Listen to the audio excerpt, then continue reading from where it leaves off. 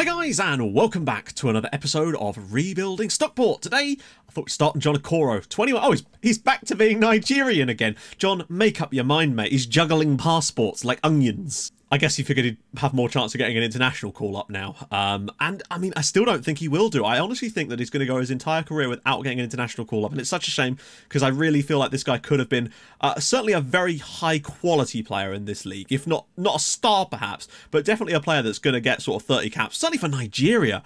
But I don't know, he's still only 21. We'll see how much he pans out. Maybe, like someone said, maybe get him a loan spell. Because I feel like Zé Maria's a good backup this year. Abasola there. Maybe get Johnny Okoro out on loan for a season. See if a year on loan somewhere else, playing regular football, might get him back to his best. Certainly what he can do anyway. That's the hope. In fact, we might even do that now. I've set him available for loan now, so that's the thing. He's worth nearly £7 million, and so that's interesting. Hopefully we can get a loan spell for him. I think the window for loan spells might still be open, but we'll have to see. It only might be to certain clubs. If not January, you can at least play 6 months on loan somewhere.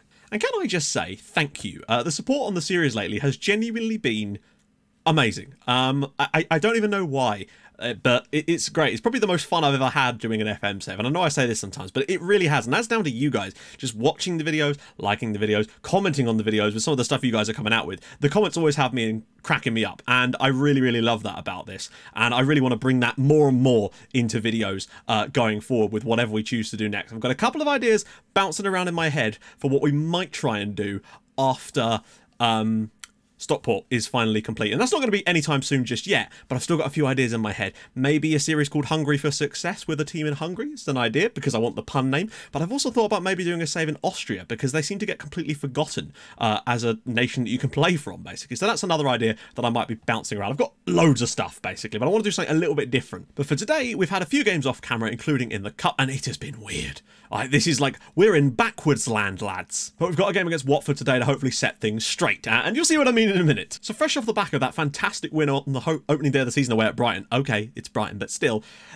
We buggered it all up at home to Stoke. I don't think the performance was any worse, to be perfectly honest. We created tons of chances, had loads of opportunities. They took the lead through a Lovro Meyer penalty in the first half, which was a real shame. I think it was Saferings that conceded it, judging by his rating anyway, which was frustrating. But then, right on the stroke of half-time, Pedro equalised for us. His third goal in 2 matches. What a start to the year for old Pedders. Unfortunately, they then score from a corner in the 84th minute. Ruben Vezo giving Stoke a 2-1 victory, and it's so frustrating because we were the better side, obviously. Created tons of opportunities, but just could not take them. And it was frustrating. And then next game against West Ham at the London Stadium. This was a different situation. We just weren't very good on the night. Pedro was rested this time because unfortunately his natural fitness means that if we play 3 games in a week like that, he's just dead on his feet. So he had to be rested completely, and a few other players had to be as well. And I think that kind of did in for us on the night. Lucas Harper's goal for West Ham 10 minutes in was all they needed. They could have had more, to be honest. We just weren't very good. And suddenly we'd gone from a great start, and then suddenly we'd only got 3 points from our first 3 matches and lost to Stoke and West Ham, including at home, which was piss poor. But then naturally, we turned it around and beat Liverpool at Edgeley Park, because that's just how things go, apparently. It was so similar to the game at Anfield, you wouldn't believe it. We won a penalty after 23 minutes, we were setting up nicely, Pedro dispatched it for his 4th league goal of the season already. He's still putting the goals on the back of the net, though, which is fantastic, what we needed.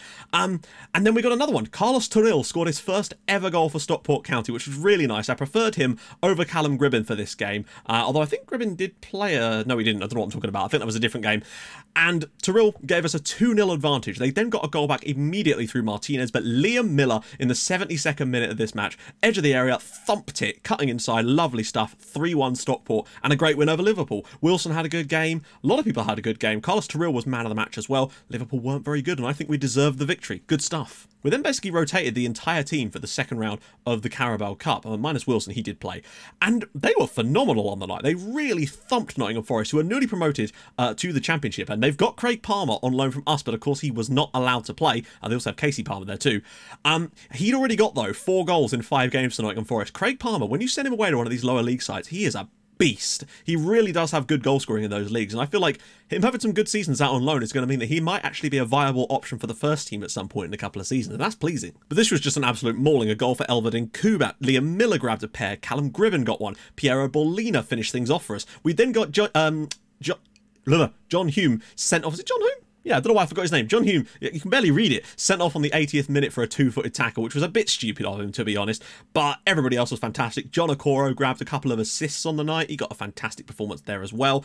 Everybody was just sensational. Graham McGowan made a really good Irish, or Northern, I don't know if they're both from the same Ireland or not, actually. Great centre-back partnership nevertheless, though. Bruno Bridges played and got an 8.6. Just an all-round fantastic performance. And through to the next round where we'll play Leicester, because we can't just get a bit of luck in the cup, can we? And all that leaves the league looking like this. We're still 9th in the league, despite having 2 defeats and 2 wins so far. We're 5 points above the drop zone, so all is looking well. Brighton are down there. Southampton look a lot worse than them at the moment. Newly promoted Leeds are doing okay. That's quite cool. Huddersfield Town, actually, were in a really good position at one point, because they beat Chelsea away from home, but then they lost at home to West Ham. So it's all a bit up in the air there. I feel like our aim this year has to be to try and get 7th place. We've got to try and wrestle with Everton, really. That's the main rival. Huddersfield and Everton, I think, are our big rivals this season. Lee Hadley, top scorer in the Premier League at the moment, because he did get all 4 of those in one game, though. Pedro in there as well, which is very nice to see. And I know a lot of you have been asking again about the face packs. I have talked about this before. They're from What the Fort Gaming over on Twitter. She has Patreon too to get the stuff earlier as well. They're awesome, but that's where you get the face packs. So it's all Laura's work. Nothing. I didn't do any of this. I just put them in my save, basically. She's also got an awesome database out with a brand new country that she's made from scratch, and it is unbelievably cool. So do go check that out as well. But today we're away at Watford. We know that a win could push us potentially into European contention, and I would like to get it, frankly, because Watford are struggling at the moment, and now might be a good time for us to force the issue a bit. And it's no huge surprise that David De Gea has already got 4 clean sheets to his name in 5 matches. Huge shock. I wonder how many goals they've conceded this season. Yeah, it's 1.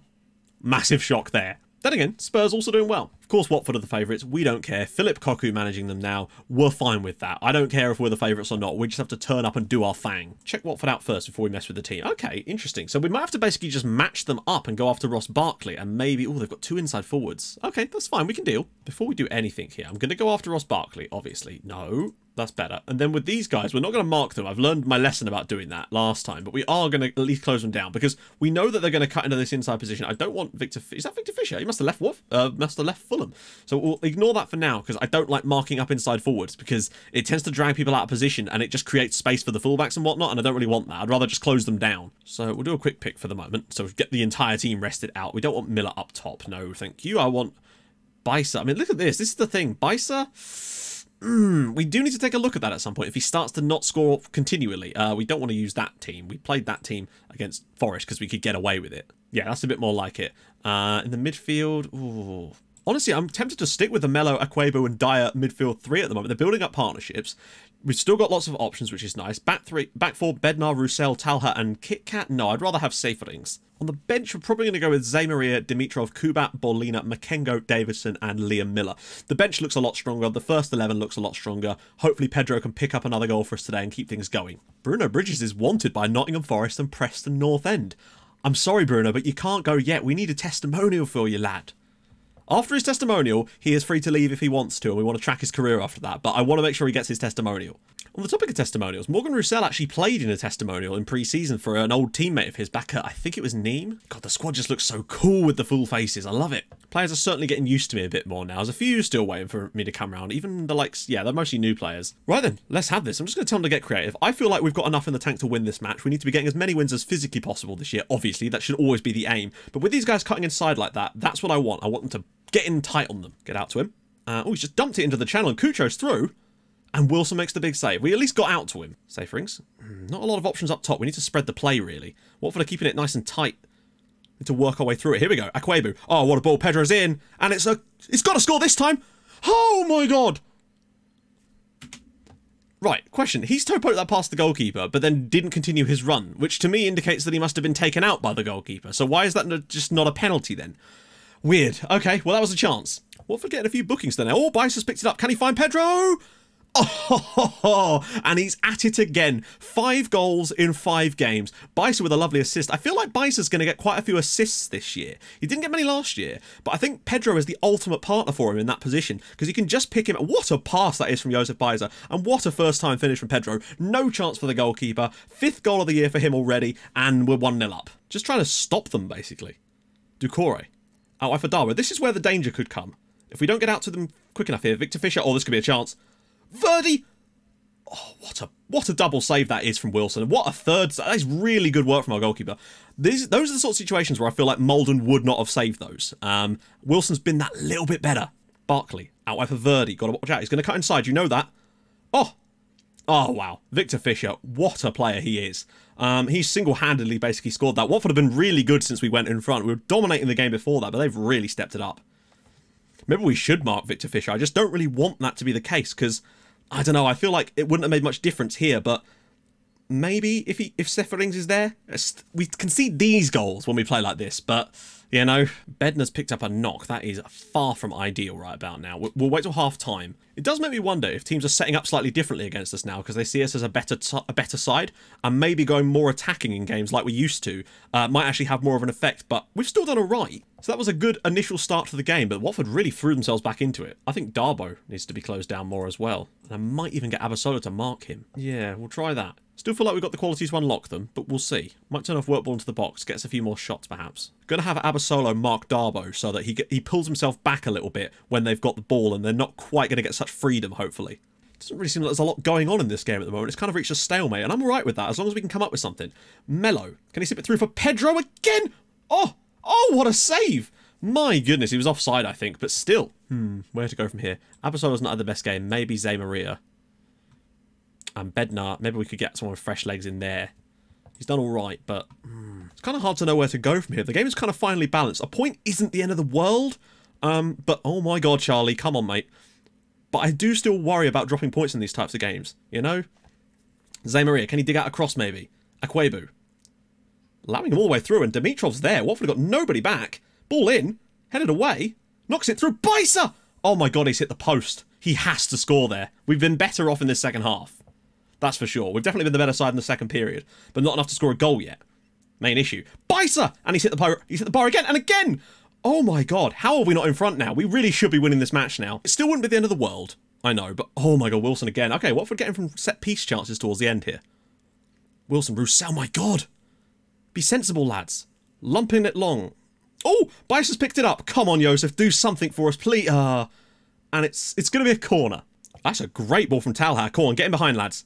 Dimitrov's bringing it forward. Pedro now. He's got to look for a pass. He's found him. Can he square it for someone, please? Oh, what are you doing? You have to square that. Oh, we have to have won this match from here. This is just like that Cardiff game last year where we had chance after chance. The good thing is the chances are still coming. We're creating loads, but oh my god, what are you doing? But we really should have won this match. The chances have been there. Bajsa's had chances. Dimitrov should have done a lot better as well. Like, he has to at least just square that for someone or whip it across or something. Ball in, and it's a free kick to Watford. That's surely it now. Yep. Oh, that's so frustrating. Dimitrov, unless Roussel can win a flick on. No, he can't. Oh, no, that's it. Watford won. Stockport won. We should have won this match. They had the chances. They had a little good spell, but for the most of the second half, we dominated them and just could not find the winner. Very similar to that Stoke game. Is that Pedro man of the match again? It is, but it's not good enough, is it? For me, the positive to be taken here is that I feel like on another day, perhaps with Malden in goal, we might accidentally lose that match because there were some chances that Wilson's made big saves for that I'm not sure Malden would have done. We're still 9th in the league at the moment, still well within touching distance of the teams above us. And that's the main thing. We just need to get our act together. Hopefully as the team builds cohesion, we'll be able to pick up a few more victories. That's the plan anyway. Right, let's see. We know what we're doing in the next episode. So things changed slightly because obviously there's Leicester in between, but don't worry, we're not going to actually do that game as a live con. We're still going to be doing Tottenham and Man City. I'll just do the Leicester one off camera in between. So Leeds off camera, then we're coming back for Tottenham and Manchester City. This is a big deal because if we need to beat Leeds, and then we can go into the Tottenham and City games with a bit more confidence, maybe nick some points from there because I don't want to lose track too quickly. Anyway, if you've enjoyed this episode, despite that relatively poor result, you'll notice that our home games as well, 23,000 good results there. Yeah, if you've enjoyed it, drop a like, that'd be awesome. And if you're new to the channel, hit that subscribe button too for more videos like this in your inbox every single day at 6 o'clock. And I'll join you guys in the next episode tomorrow for Tottenham and Manchester City. Maybe we can get another big scalp. I mean, if we lose both, then we do, but I want to see if we can do better than that. We did it against Liverpool. Let's see what we can do. I'll see you guys soon. Thanks so much for watching. Bye-bye.